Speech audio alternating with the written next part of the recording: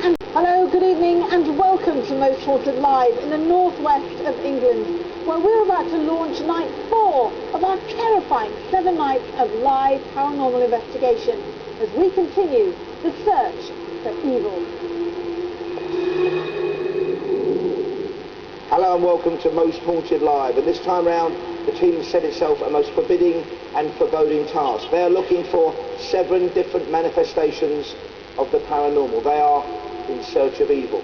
And we based ourselves in the northwest of England, on Merseyside, in the magnificent and opulent surroundings of St George's Hall. Guiding us through the first part of the programme is the man who last night was buried alive in a coffin. He has, of course, lived to tell the tale. Make him welcome, Julian Craig.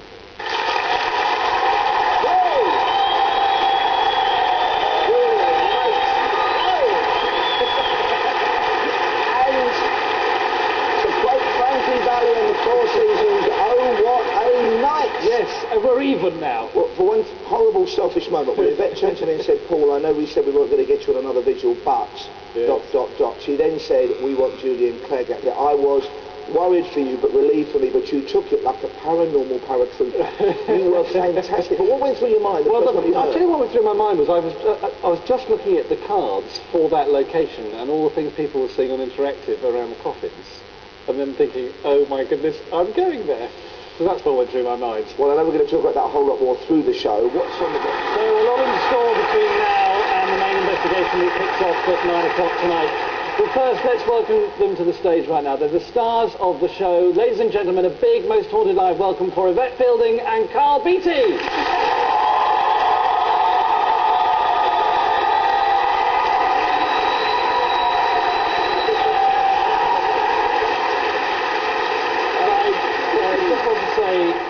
So much for last night.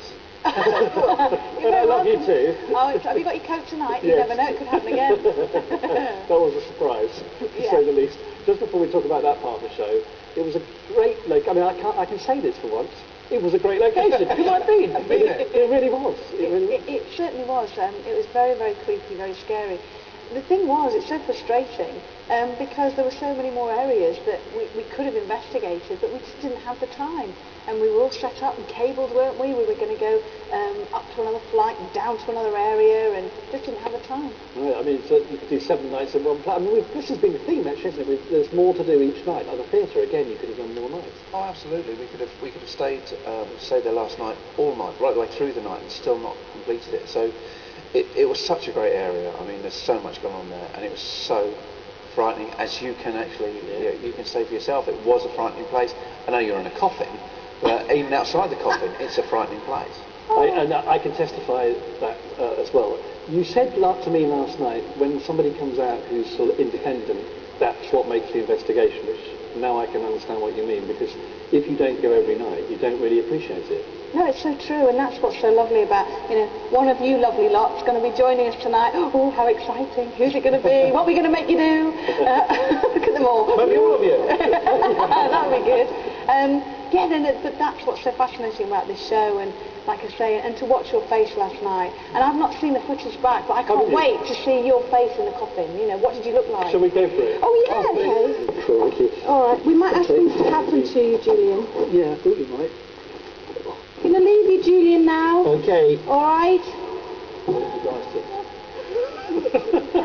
look so different. Oh my God, you look so nervous just then. Do you think I should lie in a coffin more often then? Definitely. Well, you will do one day, but you won't probably get out. That was the bit for me that was the scariest almost, was getting there and then seeing all that happen. You were shouting, get out, and me thinking, are they going to ask me to go in there next? Absolutely. I mean, that was live, coming to you from St George's Hall in Merseyside. It's night 4 of 7 nights in our quest for the search for evil. Tonight's theme is Voices from the Grave. What will the team find out in tonight's investigation? We will find out at 9 o'clock tonight. It's all building up to a big night on Friday nights when we are searching for demons. So make sure you're watching right the way through the week. Now, this show is all about you, the fans, you at home, the audience here. By the way, hello, the audience.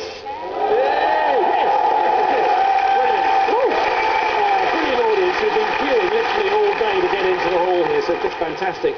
And each night we've been making a film about Most Haunted Live fans, and it's time for fan film number 4. Turn that hand into a frozen fist and then extend the frigid digit of fate as I say, Danny Haydock from Lancashire, it's you! Danny will now be taken to tonight's vigil location by our pushing head Countess Helen, who controversially prefers the Mallory Tower novels of Edith Blyton to the polemical feminist writings of Andrea Dworkin. There is no accounting for taste. Good luck, Danny, you might well need it. An amazing night, and here are the three people who are going to guide us through it. Will you welcome, please, Yvette Fielding, Kieran O'Keefe and Carl Beattie?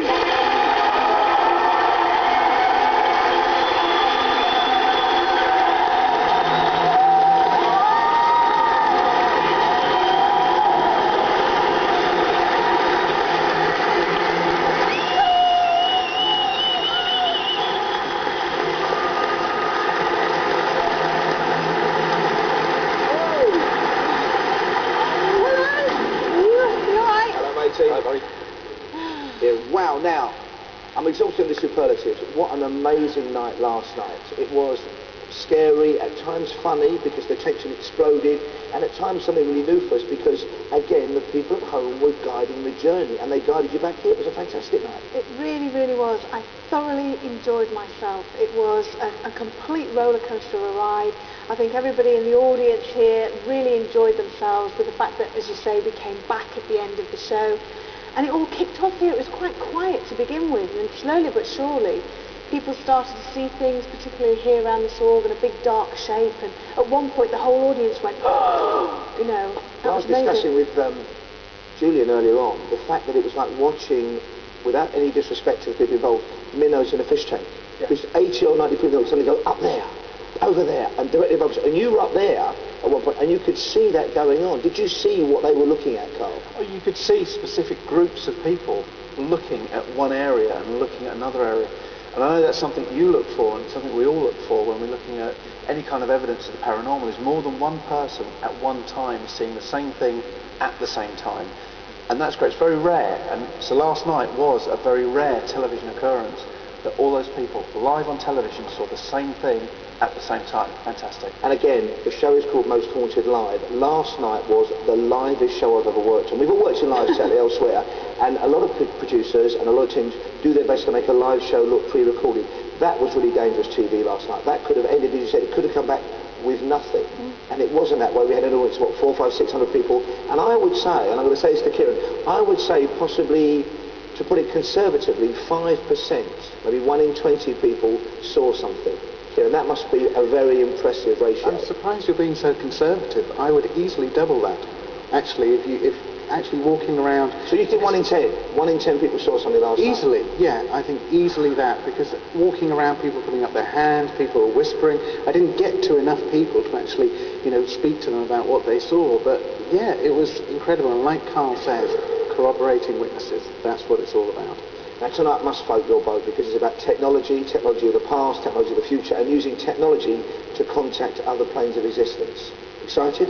I'm very excited. This evening about voices from the grave, and Yvette and I have spoken before the live, and Carl as well, and this particular experiment that we're doing tonight, I'm very excited.